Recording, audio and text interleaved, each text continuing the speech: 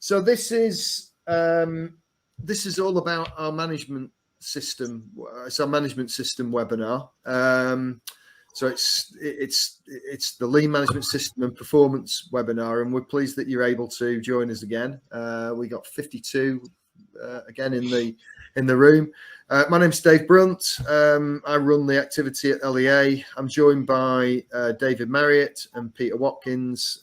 Both of them are senior lean coaches at the Lean Enterprise Academy, and so we're all set to go. First of all, some quick housekeeping. We would like you to give us loads of questions so that we can at least weave those into the event as we go through. If you've got any questions on today's subject, just raise them in the chat section of Hopin. Questions will be answered during and at the end of the session. And if you have a question to ask during the chat section, in the actual question bit, we'll be able to get you in to share that if we need to. Okay. Later in the session, we've got an interactive piece using AHA slides, and that's a presentation software so that you can vote and you can share that information anonymously. It's best if you have your mobile phone, so don't swap to your PC screen around between applications. It's very, very simple. If what you do is you get your mobile phone and you scan that code that's on the thing, or you type in the browser the H7MWM, then you will be able to vote on a series of questions inside the activity later on. But the QR code will take you straight to the to that location. Okay, so we've done this a few times now, but we should keep doing it. So for many of you, I'm sure that you're probably aware, but for those that are new to LEA, Dan Jones founded the Lean Enterprise Academy in 2003. We moved out of the university in Cardiff, where Dan had been a professor, and where he'd been after he'd done the machine that changed the world, and lean thinking. And we set up LEA as a not-for-profit organization, and our purpose really is to help people become self-reliant on their lean journey. We've got a whole series of products and services that we offer to customers based on 3 key value streams: learn, teach and coach, and share. And at the intersection of those processes or value streams is our lean learning journey platform, where we are writing down in a usable form the key knowledge required to learn and implement lean. The materials are organized around a lean transformation framework, which we both research and develop with partner organizations. The materials are the materials and the processes that you see today are based on a fundamental principle. If you give a man a fish and you feed him for a day, and if you teach him how to fish, you will feed him for a lifetime. We've done a lot of research around how to learn lean, and we know that practical skill capability development is really a journey.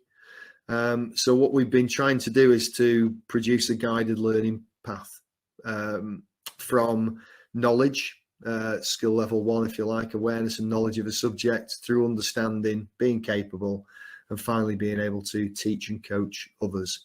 Today's material is all about knowledge. It's skill level 1, the start of the lean journey. However, you can develop that yourselves by learning online, by reading books, by all of that kind of stuff, and doing webinars like this, or by using our level 1 lean management system performance course that we've put onto the web. To become capable, however, you need to practice, and that's best done using real issues at the workplace.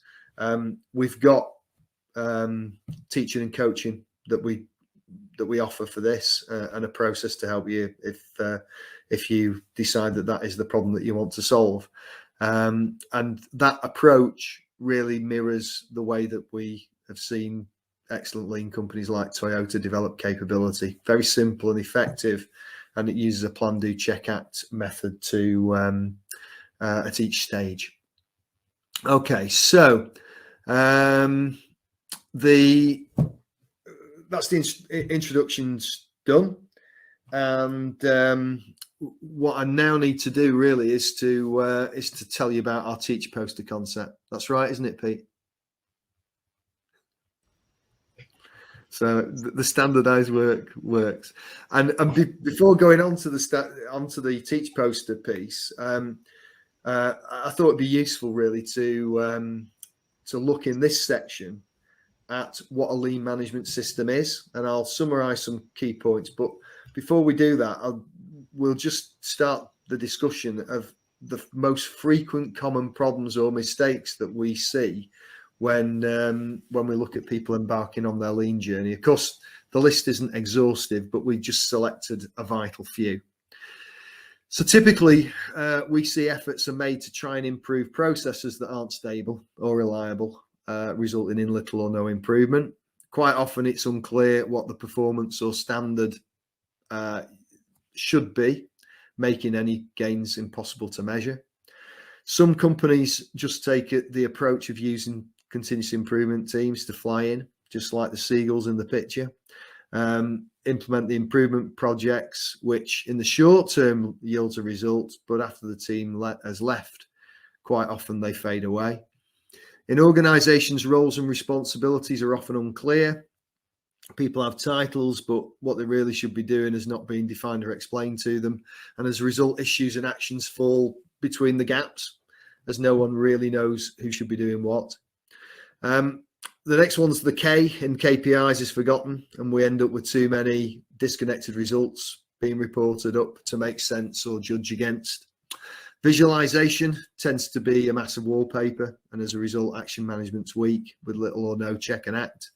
And finally, the leader's role is ill-defined, and expectations are unclear and misunderstood. And this leads to the quote being heard all too often: "Yeah, we tried this lean stuff, but it just didn't work for us."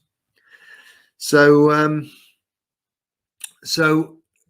our reflection really is that we found that there is a missing step when people start the lean journey, and that is to get stability first and then make improvements second. And this means defining the standard of how processes should be performing and solving the initial problems to get the trains running on time every time to that standard. In itself, this will yield improvements, but the importance of this step is not recognized well enough, or is not prioritized. However, it's fundamental, and it's just why establishing a management system for performance is key. This will help to provide a foundation or basis from which to make and sustain the gains further. Okay, so we can move on to the background, and we've identified that there are two key management systems in the lean organization, one for performance and one for improvement. A performance management system is all about maintaining a standard level of performance for a process or activity. It uses a structured, connected, visual approach to monitor the performance, highlighting issues and reacting to them in a timely manner. It enables the business to run on a daily basis and sustain a defined level of output. It relies upon gathering accurate data and about how a process is performing and having a method to close any gaps that are found. This helps maintain stability and sustain any future step change improvements that are made. An improvement management system is about improving the level of performance for a process or activity. These are the methods that enable the organization to make step changes in performance to improve its competitiveness over the medium and longer term. The activities are prioritized to align with the vision and goals of the business and focus on raising current performance levels through specific projects. It relies on thorough problem solving to identify these projects and action planning to make improvements happen. Okay. Making improvements without a performance management system will result in unsustainable improvements, a bit like a sawtooth, if you like. And as you can see from the graphic, having just a performance management system, that will lead to quite slow, steady improvements over time. Making improvements without the performance management system results in these unsustainable improvements like the sawtooth. Continuous improvement is the result of combining good performance management and improvement management systems. It's only when the two are combined that you get continuous improvement supported by the relentless application of the Pdca cycle. Having one without the other will lead to very slow or erratic improvement results. However, they are discrete systems really, and need separate routines to manage them effectively. Performance management is about stabilization. Stability starts by defining a standard and managing to it. Are we winning or losing on an hourly, daily, weekly, monthly basis appropriate to your situation? Of course, some days will be better than others, but the point is we can see and understand where we are and react to get back in control. Having achieved the level of stabilization, this then provides a foundation from which to make sustainable improvements. To summarize, this table tries to show the difference between the two types of management systems. Performance deals with existing systems or processes using the resources already available. It relies on steady, regular problem solving at a tactical level to maintain processes in the short term. Improvement will often mean doing something different and making a step change. Clearly, there are more strategic, medium to longer term activities, sometimes needing to support of cross-functional teams to help make that change. Okay. And if we try to visualize these concepts in one picture, it might look something like this. The road represents your continuous improvement plan or path from where you are today to where you want to get to in the future. The road signs indicate how much progress you intend to make each year on that journey. As you can see, there are some rocks or obstacles on the road. Let's think of these as problems. The smaller ones are those which crop up more frequently and are to be handled by your performance management system to keep you on track. The larger ones are the more difficult problems to be handled by your improvement management system in the form of improvement projects. The ones off the road are those which have been decided as not the priority issues for the time being, often the most difficult decision to make. What are you not going to do? Of course, the visuals by no means perfect, but hopefully go some way to try to explain the background and significance of the two types of management system. The last piece in this section tries to support further our logic of why to start with a performance management system first. As we've explained, starting with performance management highlights short-term problems to solve whilst achieving some level of stability.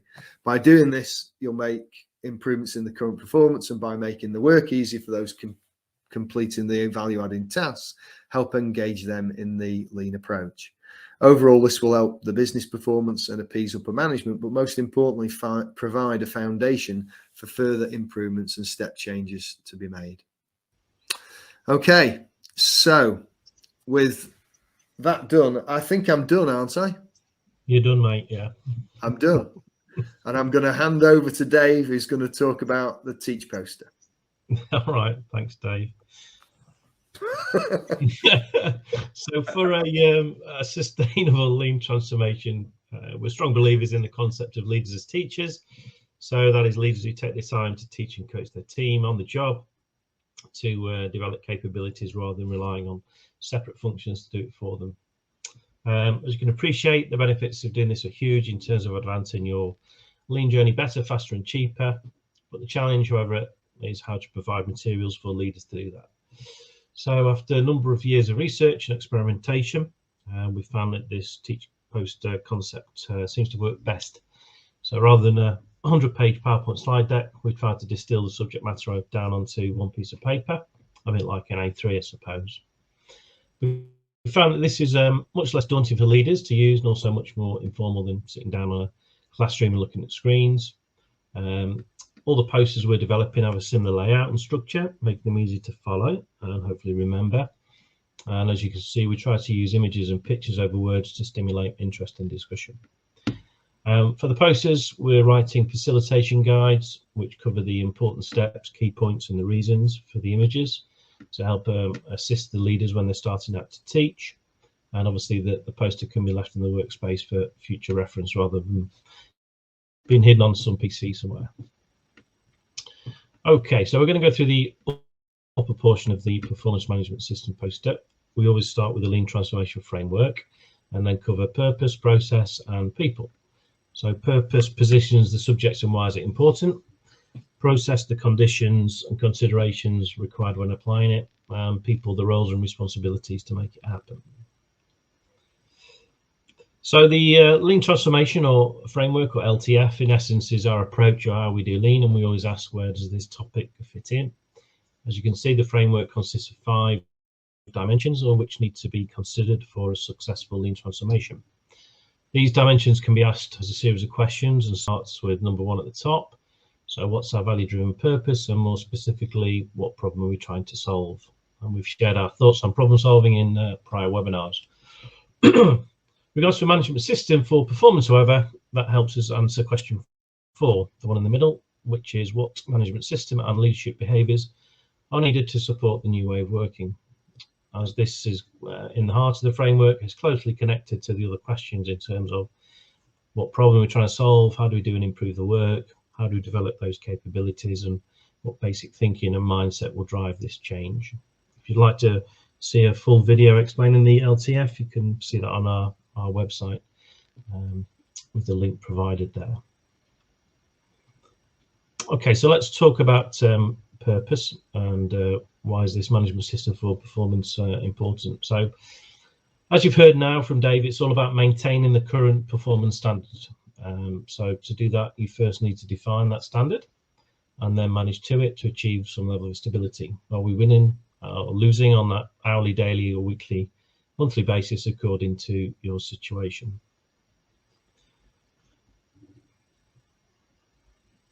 So it can be said that having no performance management system is a bit like flying an airplane with no altimeter, compass or gyroscope, or for those of you that can remember the airplane movie, having Otto as your co-pilot.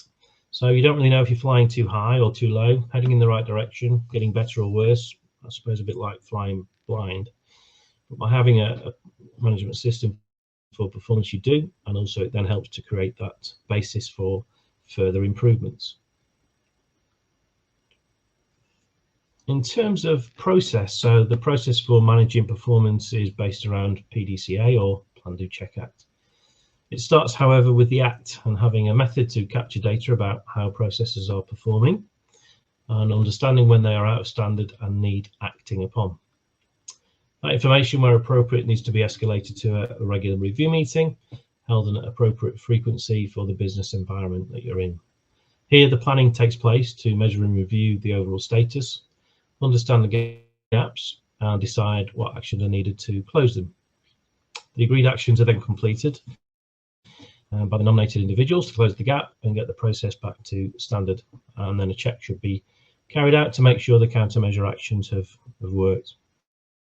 And the final point is to reflect and ask ourselves, what did we learn to close that Pdca loop? The Pdca for managing performance needs to be considered at all levels of flow. So from how individuals' performance is captured and reviewed, which then contributes to the work cell or the area performance, and so on and so forth. All the activities at the different levels are connected like the links of a chain. So to ensure that the chain works, we must have a system that is able to find the broken links and fix them first. I found that the minimum requirements for a performance management system can be broken down into 5 key elements. So firstly, we must ensure that we have a defined organisation structure with clear roles and responsibilities and the required skills to do those roles confirmed.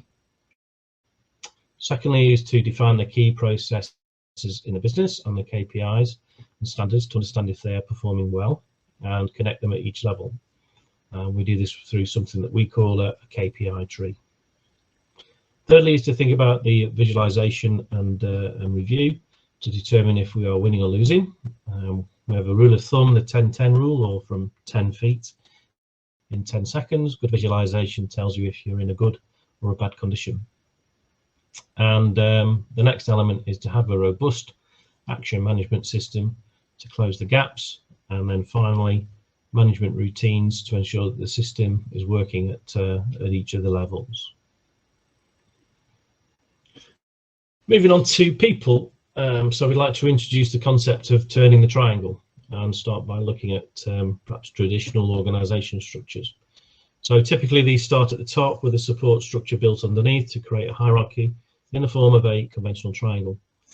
So processes are designed and laid out with a view of serving the customer and the results reported up through the levels of management. Typically at some point when the results aren't good enough, decisions are taken and actions requested to improve them, and often leaders step down a level to solve the issues quickly by themselves. But as more problems build up, that tends to lead to firefighting. Team members become disengaged as they're not involved in solving their problems, and often they find that the same issues are repeating themselves, and so the cycle kind of continues.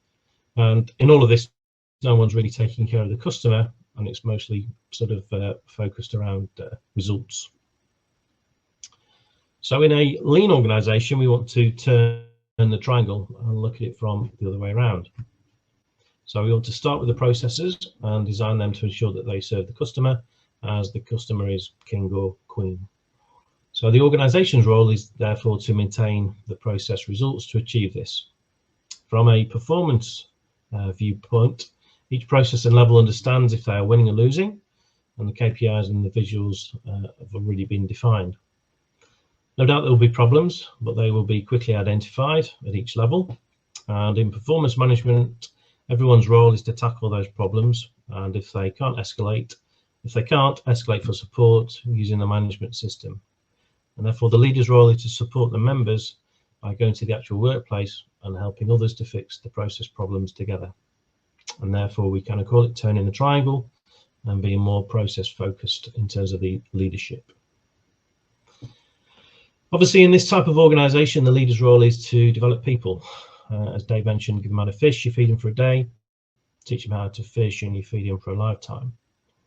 The leaders need to be the teachers and coaches of others, developing those problem-solving capabilities to help create a foundation for further improvement. The method to do this is through what we call management routines. So the purpose is to put structure and accountability around leadership, to verify process performance, demonstrate and encourage the right behaviours at the workplace. By doing this, provides triggers for them to teach, coach, recognise and feedback to team members below them. And this should be happening at all levels of the organisation to make the activities of the leaders focused, visible, systematic and repeatable. Okay, so that was the introduction for purpose, process, people. What questions do we have?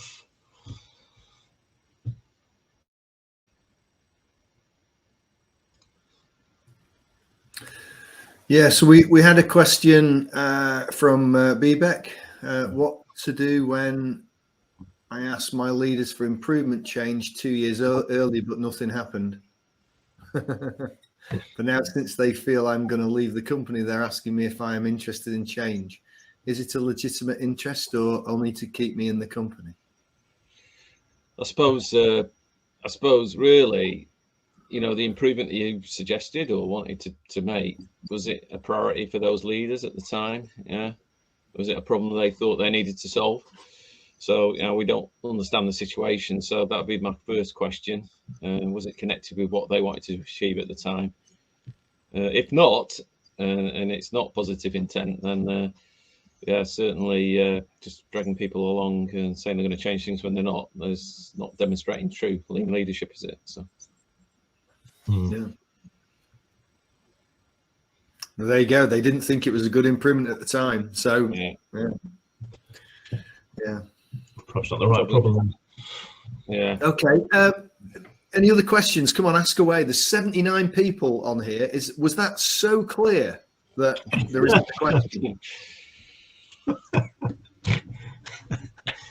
Sounds like criticism, that does, David.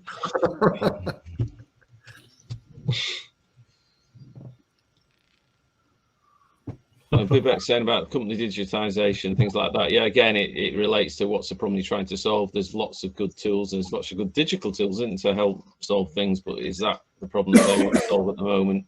Is that going to help them? Yeah, I think we found, haven't we, Pete, that it's get the system working manually first before you digitize, because otherwise you're waiting and waiting and waiting for the digitization, and then things have moved on, and then it's redundant or doesn't quite fulfill the needs of what the people need. Okay, so Ruben, there was talk yesterday of leadership or a mentor to guide lean activities using A3. How does one go about that?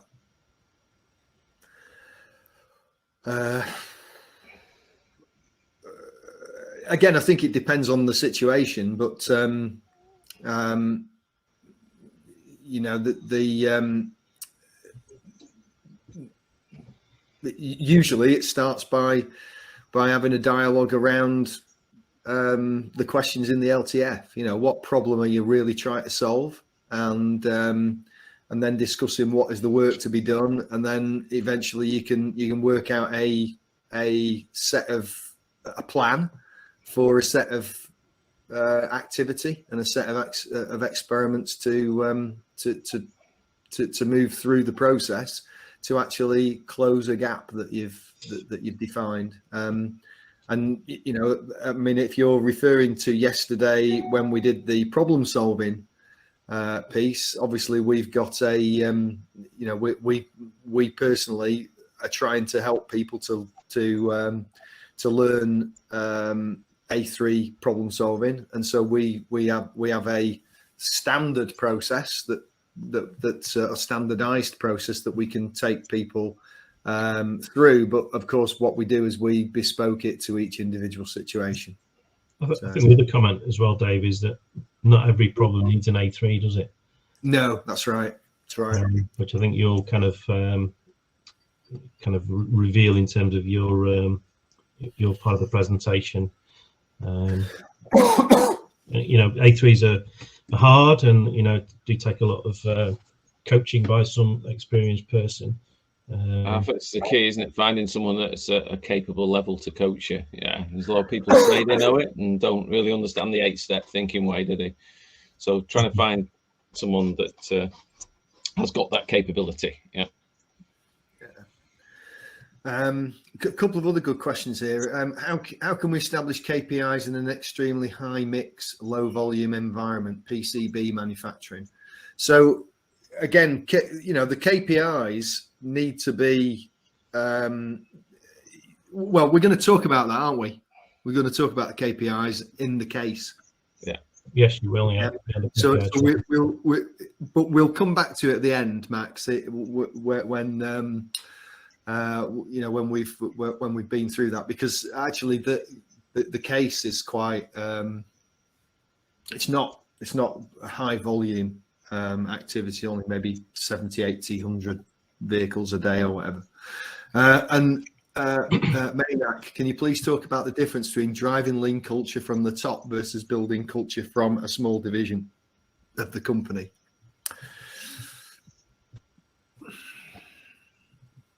Who wants to go at that? Peter, you've done that. You've done that across a big company.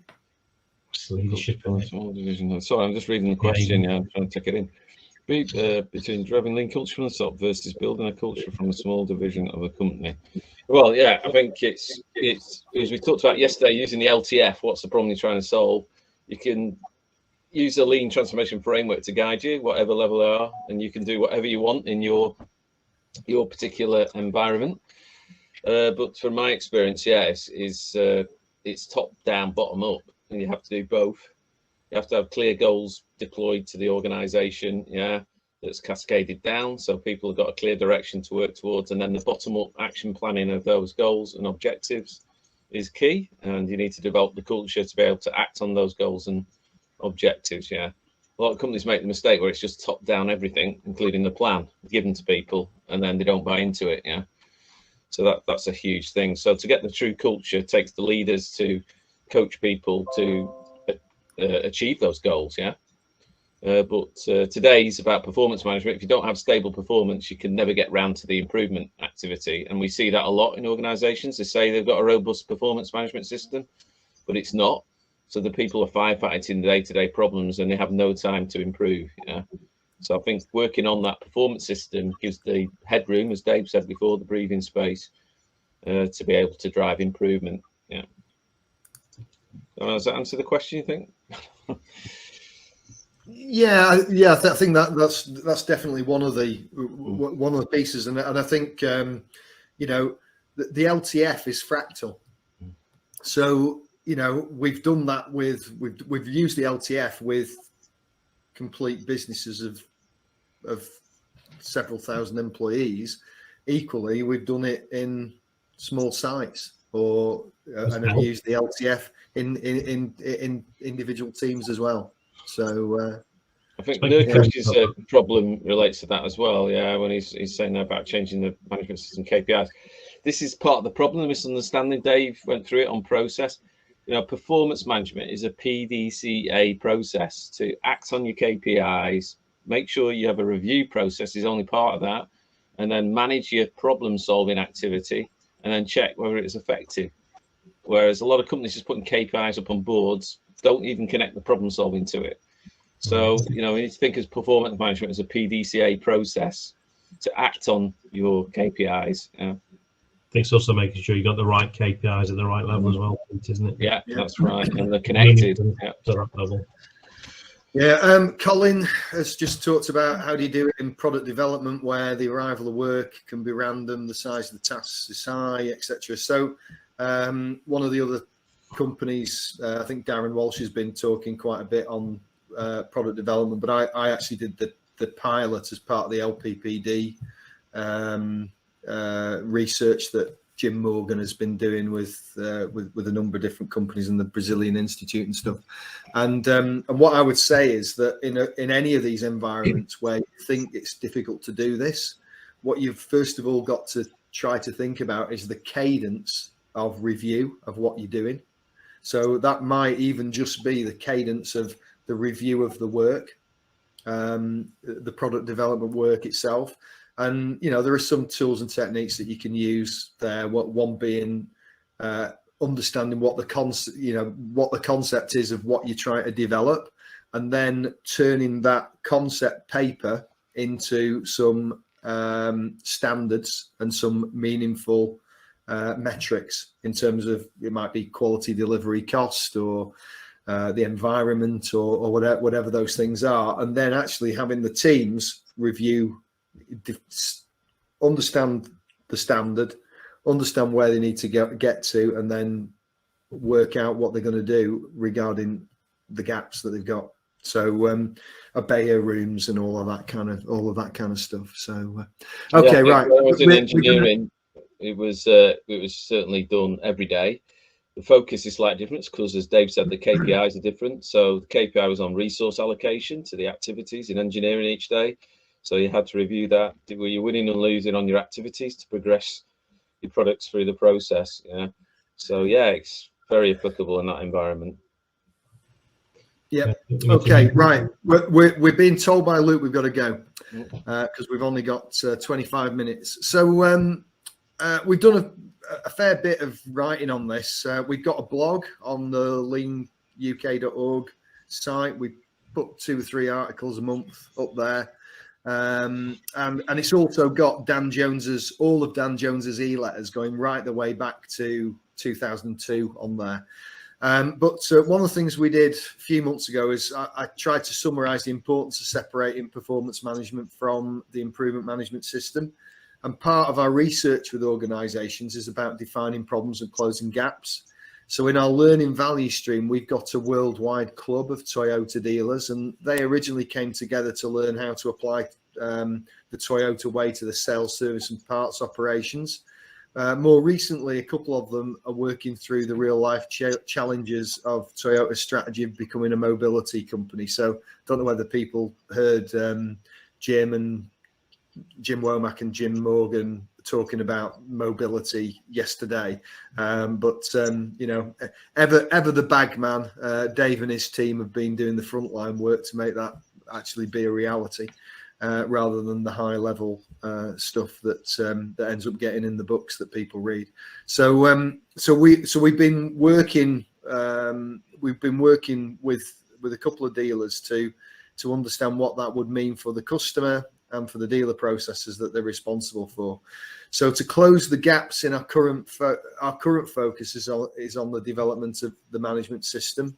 And given the value-driven purpose from Toyota, we're asking the question, what management system and leadership behaviours are required to support this new way of working?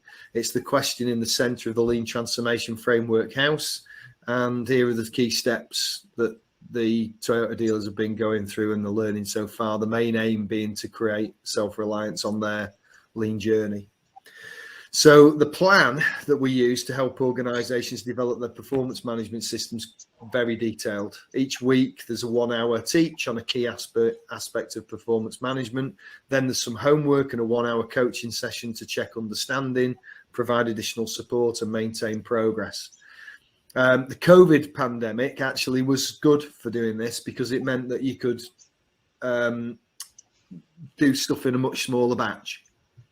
And as a result, we worked remotely in a couple of cases while we did this stuff. On the downside, that's challenging because we usually insist on going to the workplace, the Gemba, where the work is done.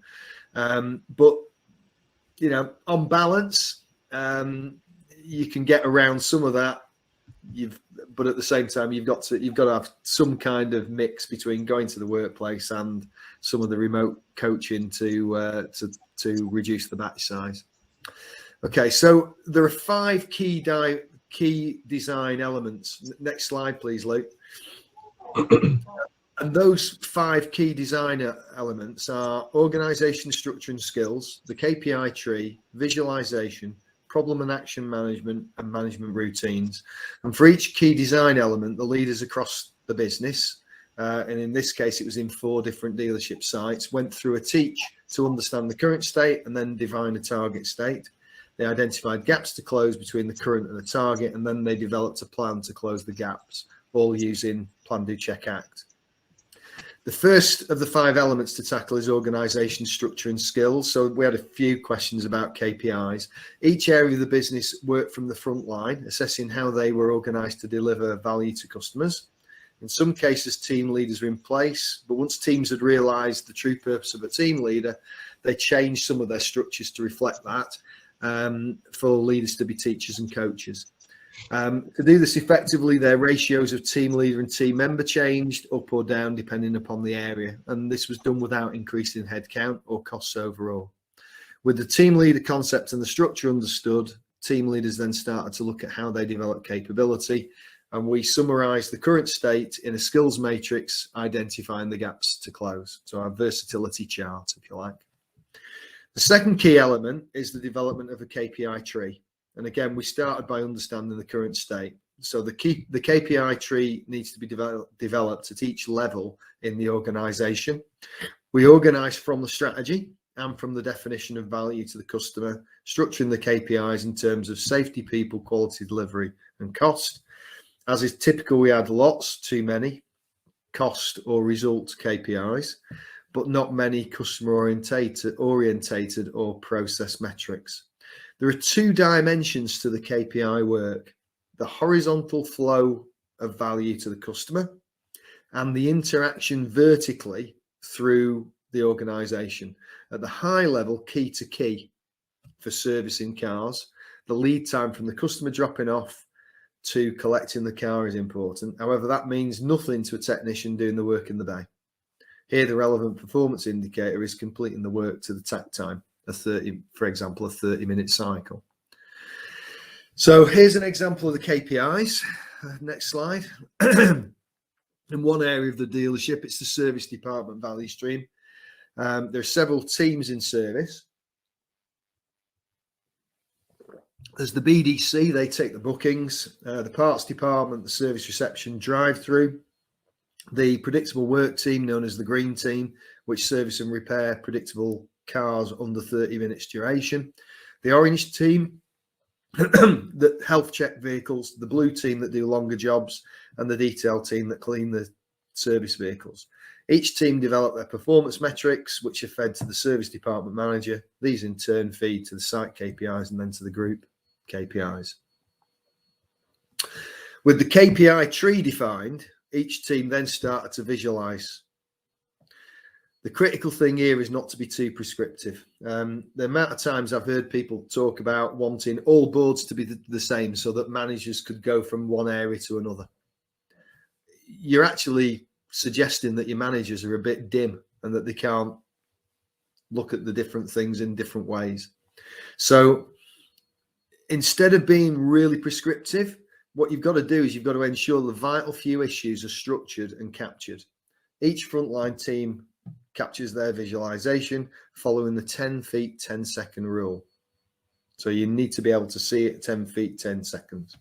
They developed owners for each KPI who would fill in the details before each meeting, and they practiced the team meetings. And actually remotely, you can video the team meetings, and then you've got a way of doing good feedback to them and so on. Good visualization has the Pdca cycle embedded in it. It should display the problems the team is working on. And this brings us to the next element, problem action management. Okay, so a critical part of performance management is the identification and management of problems. We've discussed this in previous webinars that we've run, that we think that the lean community's got a problem with problem solving. The Six Sigma and Lean Sigma, whatever that is, community do too. We've made problem solving far too complicated, and as Dave just mentioned, not everything needs an A3. Teams conducting daily performance meetings need a simple way to capture issues and ensure follow-up. This is a great example of a problem that a sales team identified during an early sales meeting. They recognized that the vehicles in the car park, or lot, as they say in North America, failed to start. Everyone knew that the battery's drained, and so they needed to be charged or needed a boost before the vehicle would start. However, using their board, so what's the concern, how do you contain it, what's the cause, what's the countermeasure? Using that board, they realized that what they did all the time was just contained. They rarely ever tackled the root cause. The issue to address was identifying the root cause, and the team used 5 whys, asking why the battery's flat. They realized actually that they overproduced cars, preparing cars well before they were required. They ran an experiment where they only prepared a vehicle when it was sold. This reduced the number of boosts required, saving everybody a load of time. So don't just look at the containment, look at the root cause. In terms of management routines, so the last element is making some of the invisible work of management visible. Each manager and team leader was asked to write down their management routine in terms of what they need to check, where they need to look, and what they need to do. Specific timing, be it daily, monthly, or quarterly, begins the process of developing standardized work for managers. It's important here that not just what is to be done, but how it is to be done is thought through. This example, developed by one of the service managers, shows the activity required to support the green team that service the predictable cars under 30 minutes duration. Writing down the management routines provides the framework and structure for the leader's activity to verify the performance management system and trigger when to provide recognition, teaching and coaching, or constructive feedback. You create culture by changing what you do, and this process helps embed the behaviors needed to work effectively within and across teams, in turn changing what people do. So, developing a performance management system is a journey. It requires multiple PDCA cycles. Arguably, the group did this at one of the most challenging times in the eye of the COVID pandemic storm. However, the process has been beneficial. They've had the best ever tyre season, changing from winter to summer tyres. They've increased their profits in an overall declining market. And I think probably the best thing about the process is that you're aware of the gaps in day-to-day performance that need to be closed. I mean, sometimes it can become a bit overwhelming, that you've just so many issues to tackle, but they can at least now see, and that enables management to think through the next step of their journey, supporting Toyota's strategy of becoming a mobility company. Okay, so I think we've done the. I'll hand over to Peter. Yeah. Okay. To go through the reflection. Okay, so Hansi, or self-reflection, is a central idea in Japanese culture, meaning to acknowledge one's own mistakes or to pledge improvement. The term Hansi implies that nobody or nothing is perfect, and that criticism is a necessary part and valuable part of self-development. So Hansi is not only used when things fail, but also when they succeed, and anything can be made better and more efficient. So Toyota's description of Hansi or self-reflection is to recognize mistakes and take appropriate action to avoid reoccurrence. Even if a task is completely successful, Toyota recognizes the need for Hansi-kai or reflection meeting, a process that helps identify failures, experience along the way, and creates clear plans for the future. So let's do some Hansi. Okay, so if you haven't opened up the AHA slides, connection, do so now, okay, by typing in the link in your browser or using the QR code shown on the screen with your mobile phone camera app. Based on the knowledge you've gained so far today, we'd like you to use this session to carry out a Hansi or self-reflection to look at your current state around turning the triangle into a lean performance management system. First, we're going to review performance management system gap and where you are, determine which level you are on our assessment, and then reflect a bit deeper with some more questions. Okay, so if you can all make a self-reflection, but we need to do that on the basing on the same criteria. So we've developed an assessment around deploying a robust performance management system process. Assessments can be good if they're used correctly to reflect on your current situation, determine your gaps, and plan your next steps to close those gaps, rather than a point scoring scheme. As a quick recap, the gap assessment shown in level is in 5 levels of achievement based on ensuring your performance to customers is sustained and maintained every day. Normally we'd send this out. We couldn't do that today because we didn't know who was going to be on the call. But if you want access to that, you can get it via our performance management course on our website. But I'll quickly go through the levels now. So take note, because we're going to ask you which level you think you are on at the moment. So the first level is starting level. It's really about recognizing some of the issues that relate to your current performance management system. And the second level then is learning level, is where you are initially defining and developing your system to the minimum performance requirements shown here and that Dave went through before. Implementing level is where you're starting to align and link and expand your performance management system at all levels of flow that Dave Marriott talked about before. Driving level then is where you've developed a robust performance system at all levels of flow, and management routines are focused on developing the necessary capabilities and behavior of the people to use them effectively. And then the last level is level 5, which is excelling level. This is where the lean performance management activities and behaviors are now fully embedded in the organization, and an increase in process stability has enabled more time and focus now away from performance management to actually doing more improvement activities.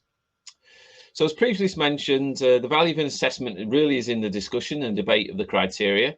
You should not think of it as a tick box exercise to achieve, but progressive Pdca on the deployment of your performance system. Okay, so I think now we're just going to switch to the AHA slides.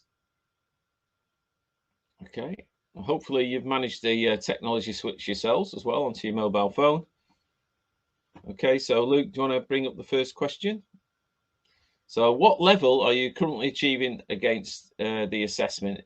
Is it starting level? Are you really just only recognizing you need to get a better performance management system? Is it learning level? You're starting to develop one, but it's not mature. Are you implementing? So you're starting to align and link the different levels of a performance management system in your organization. Is it driving level to drive a robust performance system, or is it excelling where you've embedded the behaviors in and everybody's operating that? So those are the levels. So what have we got? Okay. All right. So a lot on starting still, level 2 learning, level 3 implementing, and a few, 1 and 2 on driving, excelling. Okay. Looks interesting. So plenty of chance to improve your performance system by the look of it. Yeah. Okay. So let's look a little bit deeper now. some more questions. So the next one, does your performance management system follow an act, plan, do, check process? So remember, performance management is a process, and it starts off with acting on your KPIs once you've defined them, as Dave went through the example, reviewing them briefly, and then managing the problem-solving actions and checking they were effective. So does your performance system follow that process? We've got a few. Yes, good. That's good if it does. We've got a few yeses. Wow, good. 5 no. Okay, so remember to, part of the performance management system is to get to root cause and address your issues. If you don't follow that Pdca process, you won't check that your actions are closing your gaps on your KPIs.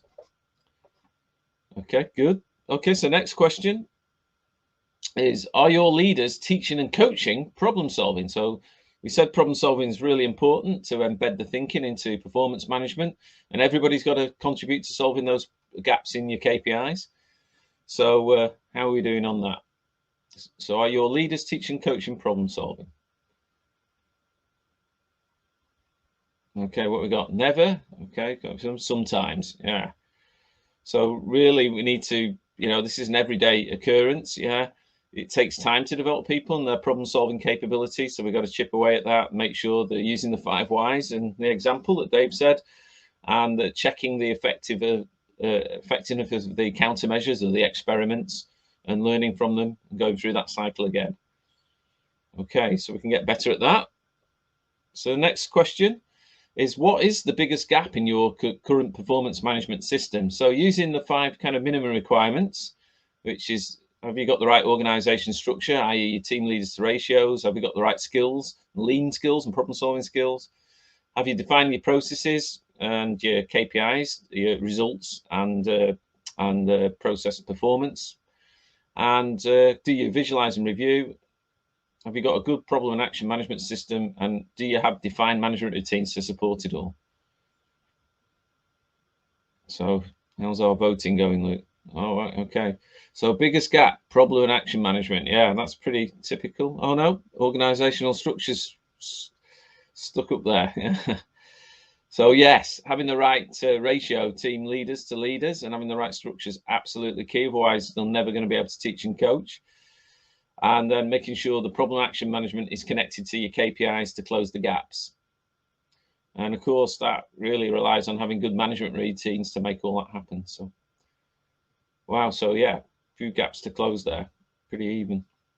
Okay, so next question is, what are you currently working on to improve your management system or the management systems you're involved in?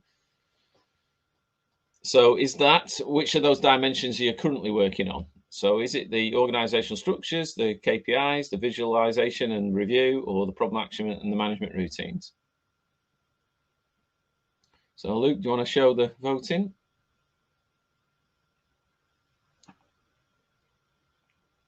Okay, so we've got KPIs, yeah, problem solving activity, visualization. So does it pass the 10 feet, 10 seconds rule? Yeah, can we see gaps in our KPIs and know that we've got a problem solving activity connected to them? Okay, building architecture management improvements. Yeah, competent. Another key one now is also we've got the virtual world as well. So trying to change what was physical into virtual, where teams are operating remotely. That's another problem that a lot of people have as well. Okay, and then I think, is there another question, Luke? That's it. Okay. So what you're currently working on to improve your management system?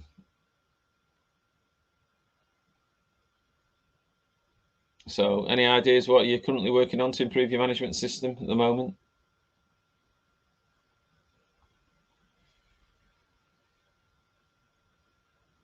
So Luke, have you got that? So training, coaching, digitization, yeah, because of maybe remote working. Role of the leader, being clear, that's absolutely key. Giving ideas, yeah, okay. Time machine, okay.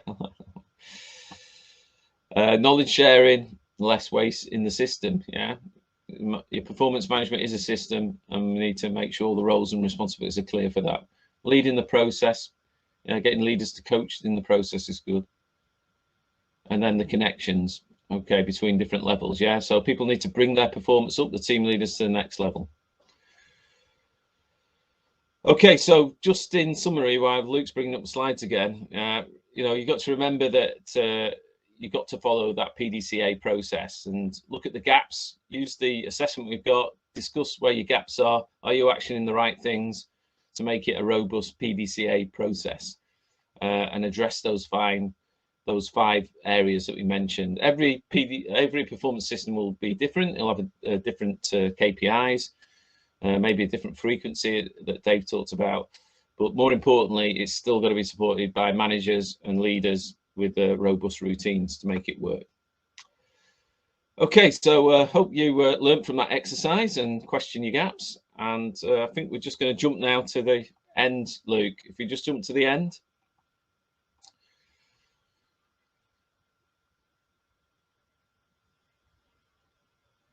Okay, yeah, thanks. So hopefully we covered today. You've got a teach poster on performance management that you can use. We've got the second half of that developed now, where we go into the 5 steps in more detail, so people can use it to design performance management with their own people. That will be available on our website shortly. We've just tested it out with a customer. And hopefully you learned from the implementation exercise that Dave reviewed, and then using the assessment, you can use that as a discussion with your own people to improve performance. Okay, we've got a performance management system course and other courses available on our website. And hopefully, I think that's it for today from us, isn't it? Until the last session, which Dave will be doing a summary session at the end. Is it 2 o'clock, Dave, that it's on? Or... You're on mute. Sorry. So it's 1 o'clock till 2 o'clock. Oh, 1 o'clock till 2. Okay, so not long then, yeah. Only half an hour. They're still working out what the slides are they're going to present, I think. Okay. So if you want access to our material, including the performance management stuff, and we're developing more, every month we add materials on to this, you can subscribe to our platform. The more people that subscribe, the more we can make that available to everybody at a low cost rate. And you can use that material to teach and coach your own people in your organization. Okay, so what questions do you have? We're on time. Well, I think we can stay on for a few minutes, can't we? Yeah, to answer questions. So we got any questions from anybody? Just lots of thank yous. Okay, that's good. How do you deal with colleagues and management who don't accept the change? So it depends if you've got influence over those or not. Yeah. Me personally, I learned by trying to be the best I can in my own environment as a team leader when I was on the shop floor. I wish I was coached, but we were kind of left to it. So I read books and then tried things out. My colleagues around me at the time didn't do that. Yeah. So, but it didn't stop us being the best team. Yeah. By trying things out and learning and adjusting and working on the systems and working together better. Then, you know, we demonstrated that there was a better way to do things, which then actually affected other people. But it all depends on who and how you can influence that. Yeah. More importantly, I think about the team members and making the work easier and focusing on that if you can't influence the rest of the organization. It's a tough one. Picking those problems, it's picking those problems, Peter, isn't it, which they're having issues with. And then it's a very compelling case to say that you don't want to change when you're trying to make something better for them.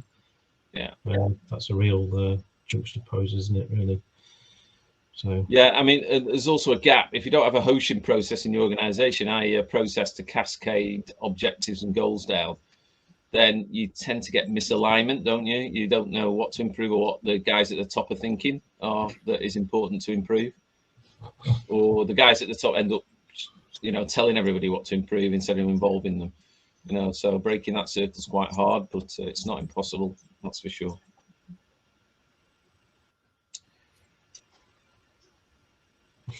Sometimes.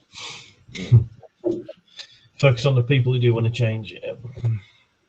Yeah, some people are roadblocks. Very few. If you have a robust system, even the people that don't heart and soul into it, if you change their way of working and have a system, have to review, have to put problems down and hold them accountable for that, yeah, because you've got a clear visual system, even a lot of those people will join in the activity. They might not like it, but they'll join in it, yeah. And if they don't want to join in it, then you can hold them accountable and escalate that up, you know, with constructive feedback, and yeah, get rid of them if they don't want to be part of the system and have the wrong behaviors.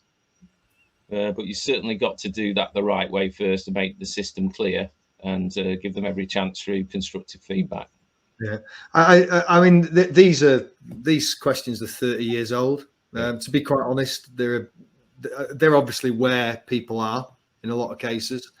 But what I would say, my biggest lesson was stop focusing on the negative and just start focusing on the positive. Focus on what you can do. Focus on yourself. Focus, as Pete said, focus on your team. Make the work easier for people. You know, and then you'll have an impact. If what you do is you keep saying, well, my boss doesn't get it, I don't get it, my team members don't get it, etc. Well, you know, you'll get nowhere actually. But you'll have plenty of reasons why this can't work. I think one of the biggest things in the 30 odd years I've been doing this is 30 odd years ago I didn't know of any examples. Now we've got loads. So it's not that this isn't doable; it is doable. But where, you know, the good examples are where people are just focused on what they can do. And what you've always got to do is you've always got to go back to what problem you're trying to solve. You know, it's just like with the pandemic or with any of these organizational problems. Go back to the problem you're trying to solve. Which leads to David's point there, yeah. David's point, yeah. So, how can you manage the system in absence of standardization? Well, you can have a performance management system with just KPIs, and a lot of people do. The issue is you're just going to have you know, you'll never stabilize it because there's no repeatable work. You're just going to have different problems pop up each day because the work isn't done repeatably. So you can problem solve and you can get rid of some of those problems. But it's a lot harder because people do the work differently every time. Then you're going to get different problems every day. Yeah. So standardization first, stabilization, and performance management is all about maintaining that standard then and getting back to standard when it drifts off. Yeah. And it's a big mistake. People put boards up, KPIs up, and there's no standardization to build from. Yeah. Right. Just leave on Patrick's point. Will the Lean Global Network provide these webinars after the one-day event? No, they won't. The Lean Enterprise Academy will. So all you've got to do is you've either got to subscribe to this £10 a month, £119.99 a year, and you get access to all of our webinars. And we do a new webinar every month. So we will do one of these existing ones, and it gives you access to all of the webinars that we've done in the past on demand. And if you want to do that as an individual, then you can easily do it as an individual at a very, very low cost, less than the cost of buying 2 or 3 of these books that you put on the shelf and never read. And if you want to do it as an enterprise, then all you need to do is just contact us. And the more people that we have doing that, the more chance we'll have of actually being able to provide good quality material that people can use, that people find useful. If we find that we can't do that, then all that will happen is we'll go back to doing even more projects. And you know, that's not really going to change the world. We're not going to change the world by doing that. We will change the world if lots of people have got access to very, very good, high quality material, and that material is really cheap. And that's what the Lean Enterprise Academy is trying to do. So, and that's why we put these webinars on the LGN platform, because we wanted everybody to see just how much stuff we've actually got. And how much stuff we can actually make available to people for very, very low cost. So, okay, thanks very much. I hope you've enjoyed it. And like I say, leanuk.org. And if you've got any questions after the event, just send us an email at info@leanuk.org. We're always happy to have discussions with you all. It's been great. Thank you. Thank you. you. Yeah.